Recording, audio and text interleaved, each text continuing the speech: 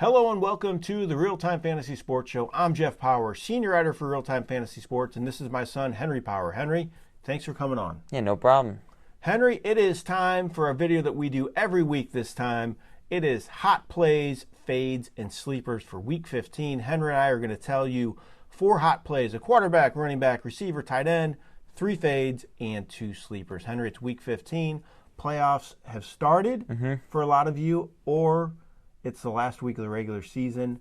For those of you who only take 4 teams in your playoffs or whatever format you have. Either way, it's a crucial week of games. Yeah, it is. So hopefully we can help you out here with some picks. Yeah, hopefully we can help you with some picks. And also no bye weeks this week. Thank God for that, right? No more bye-mageddon. Don't have to worry about that. It's over.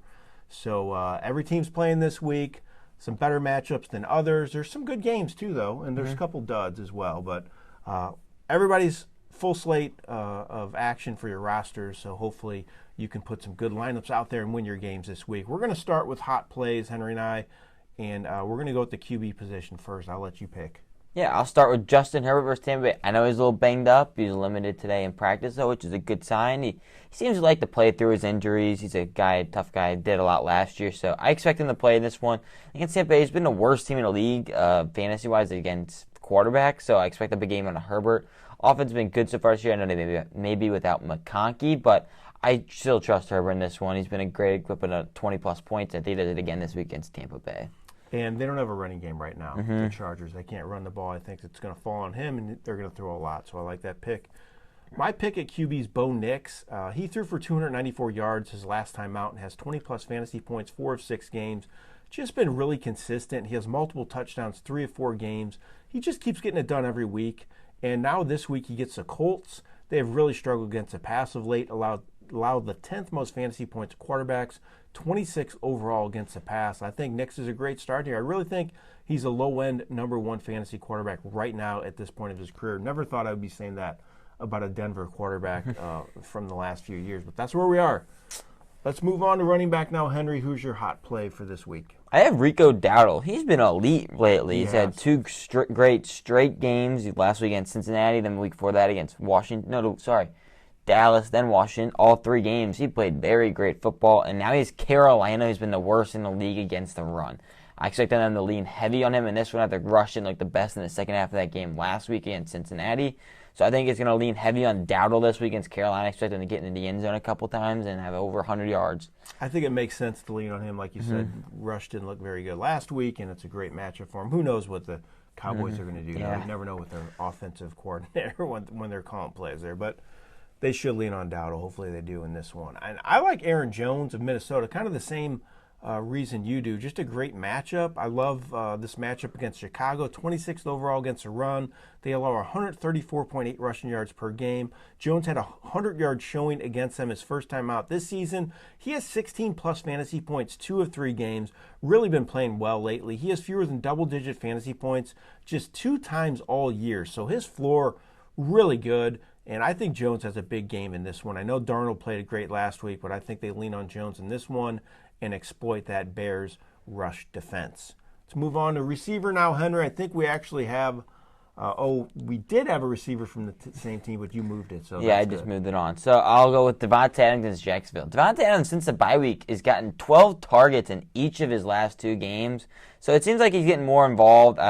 Looked great the past 2 weeks. Last week he had a second-best fantasy game of the year, best since joining the Jets. It seems like Rodgers and him are getting that connection back. I know a lot of people like Garrett Wilson more this week, but Adams is getting the more red zone looks over him. He's gotten a touchdown both of the last 2 weeks since the bye now, too. And he has a great matchup in this one. Adams seems to be the surefire one in this matchup against Jacksonville, so I'd go Adams against Jacksonville this week. So I mentioned originally you had Jalen Waddle, and I have Tyreek Hill for my pick. So you switched up so we didn't have 2 players from the same team. But obviously, we like the Dolphins' passing attack this week, and I love Tyreek Hill. I know he's always been a bit of a must-start anyway, but he had some down games earlier this year, and now I think he looks like the Hill of old. I don't know if his wrist is doing better or what the deal is, but he's finally looking a lot better. He had a season high in receptions and targets last week. That was against a good Jets secondary. This week he plays the Texans. They're trending the wrong way defensively. They've allowed 240-plus passing yards 3 of the last 4 games. I think Hill in this Dolphins passing game has a huge game in Week 15. Yeah, I like to add on to that too. It seems like lately the Dolphins in general these last 2 weeks they're passing. This week and last week, I guess. I guess more this last week, but they've looked like the Miami of old. They have. Both Waddle and Hill had great games last week. Tua's putting up 300 yards, I think 3 straight games. So in general, I think the Dolphins, they're on the come up again. Team on the rise. Get your Dolphin stock going the rest of the season. Hopefully you got some of those guys on your teams for the fantasy playoffs. All right, Henry, one more hot play for this week. It's tight end. I think both of you and I were struggling a little bit to find one that we really like this week that's kind of not the chalk play, but tell me who you have. I have Zach Ertz. He's got 3 straight very good games with Washington, and now this week he gets New Orleans, who their defense has been up and down. But it seems Washington's a little banged up. I think they lose Noah Brown for the season. Zach Ertz had 3 straight games, I believe, with 6+ targets. Got a touchdown 2 of 3 of those games as well. So I think Zach Ertz could be a very solid play for you in tight end and for looking for someone to stream this week. Yeah, he should get the second most targets in that offense behind Terry McLaurin. I like that pick.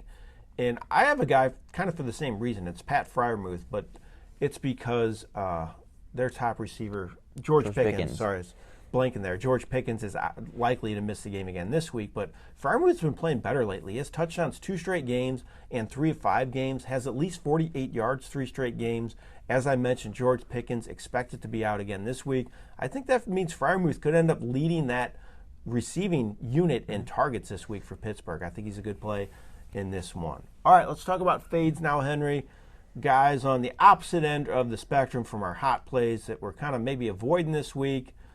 Everybody's playing, so you have more roster depth for this week, so maybe consider sitting some of these guys we mentioned. I'll let you go first. I'll talk about a guy who's been a waiver wire, pretty good player if you got him off waiver wire, but this week I'd sit him, and that's Tyrone Tracy against Baltimore. They have Tommy DeVito back at the helm, and I think with Tommy DeVito, he did not play well. He didn't get many of those catches, as you'd assume he may get at the dump offs from these quarterbacks, but he didn't run well. And now this week he has Baltimore and very good against the run.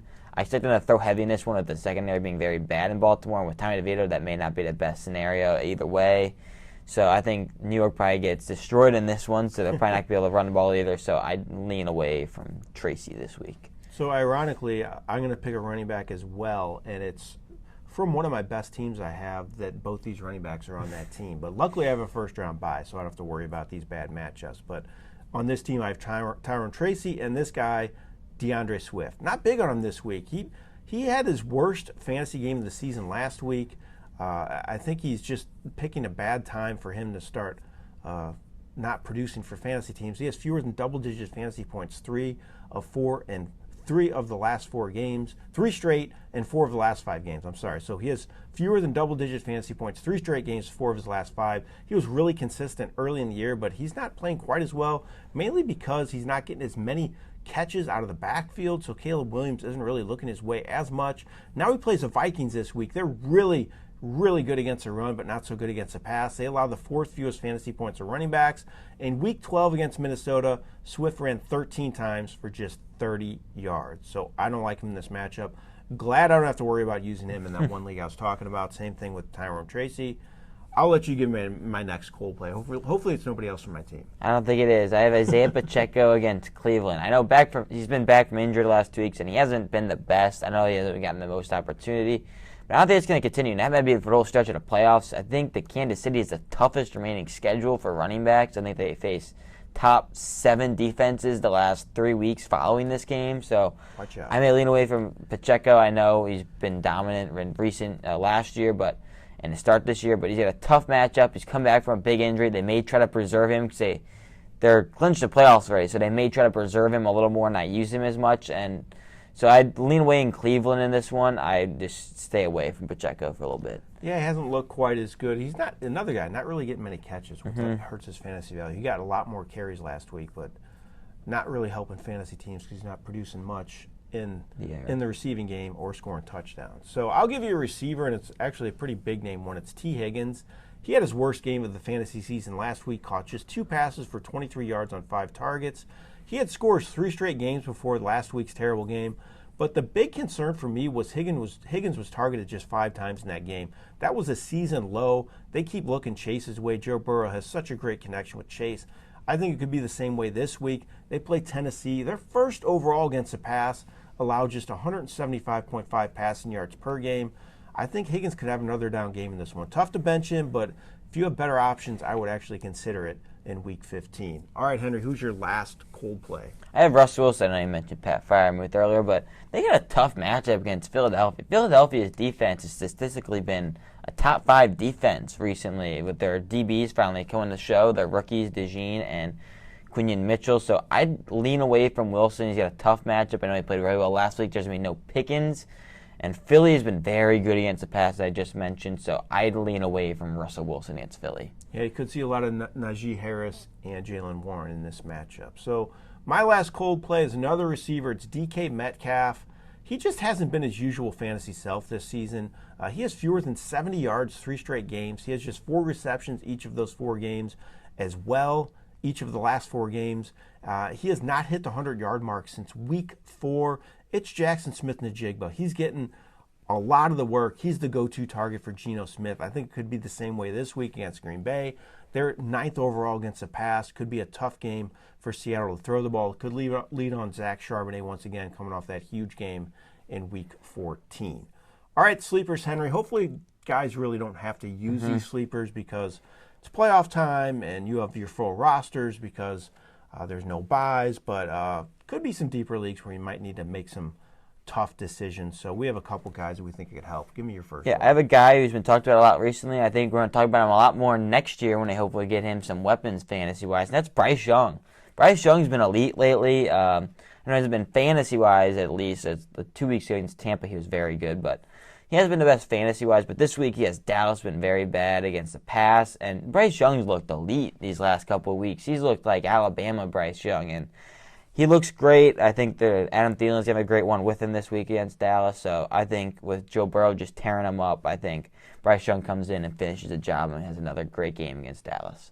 My sleeper is actually a guy, I think I may have had him on this list last week. I can't remember. But either way, he makes it again because he's just not getting a lot of play from fantasy owners. And I think he should. And it's Ray McCloud, the receiver with the Falcons. He just keeps getting it done. He had season highs for the second straight game, caught 8 passes for 98 yards on 11 targets last week. He has 90-plus yards 2 straight games. He has double-digit fantasy points 3 straight in 4 or 5 games. Just a great floor right now in that offense. He gets the Raiders this week. They have allowed 240-plus passing yards 6 straight games. So I know Kirk Cousins is a bit of a mess, but McCloud's still producing, and that's all that matters. And I think he gets it done again this week. All right, one more sleeper for this week, Henry. Last sleeper of Week 15 for you. Guys, this is his first game back from injury, 2 full practices to start the week, and that's Keon Coleman against Detroit. He was starting to get it going before he got injured, which sucks, and then they brought in Amari Cooper.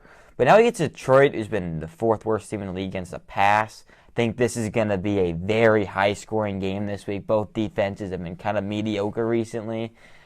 He's been a great deep threat, jump ball guy. Detroit's corners are banged up as of right now, so Their whole defense is banged up. Yeah, that's another good point. So I think, Coleman could be a good deep threat for Josh Allen in this week, so I think he could be a great sleeper play against Detroit.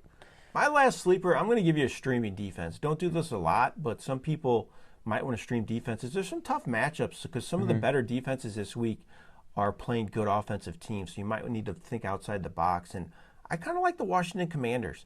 They get the Saints. Jake Haener or Spencer Rattler is going to start. Either way, those guys were awful earlier this season when they had to start for the Saints. They're all beat up offensively, too. Chris Olave's still not there. Backup quarterback playing. Taysom Hill's out. I just think the Commanders' defense is a great play in this matchup. A top 10 fantasy play, in my opinion. Just a great streaming option. Available in a lot of leagues as well because they haven't been really elite this year, so they're likely out there on your waiver wire. So if you're looking for someone to stream instead of, say, the Ravens or Steelers who have tough matchups, I'd consider Washington. All right, Henry, those are our hot plays, fades, and sleepers for this week. As always, appreciate you coming on. Good luck in your games this week. I know you have some big games coming up, and thanks for coming on. Yeah, no problem. It was a great time. Thanks to everybody out there for watching as well. Really appreciate it. Hope you have a lot of success this week. This has been Jeff Paur for RealTime Fantasy Sports.